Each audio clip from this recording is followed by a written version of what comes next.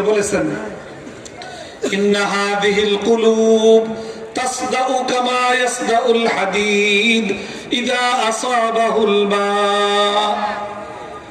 লোহার মধ্যে যদি পানি লাগে তাহলে লোহার মধ্যে কি ধরে? জং ধরে। জং যদি পরিষ্কার না করা হয় তাহলে জংয়ে লোহা কি করে ফেলায়? খায়া ফেলায়, নষ্ট করে ফেলায়। ঠিক করতে হয়। লোহায় পানি লাগলে যেরকম জং ধরে, মানুষের দিলের মধ্যেও আল্লাহ রসুল বলতেছেন জং ধরে। দিলের জং পানির দ্বারা ধরে না। অন্য হাদিসের দ্বারা বোঝা যায় যে মানুষের দ্বারা যখন নাফরমানি হয়ে যায়, আল্লাহর হুকুমের বিরুদ্ধাচরণ হয়ে যায়, তখন দিলের মধ্যে জং পড়ে। তো সাহাবায়ে কেরাম আল্লাহ রসুলের কাছে জিজ্ঞেস করছেন যে ইয়া রাসূলুল্লাহ, লোহার জং দূর করার পদ্ধতি তো আমাদের জানা আছে, কিন্তু দিলের জং দূর করার পদ্ধতি তো আমাদের জানা নাই।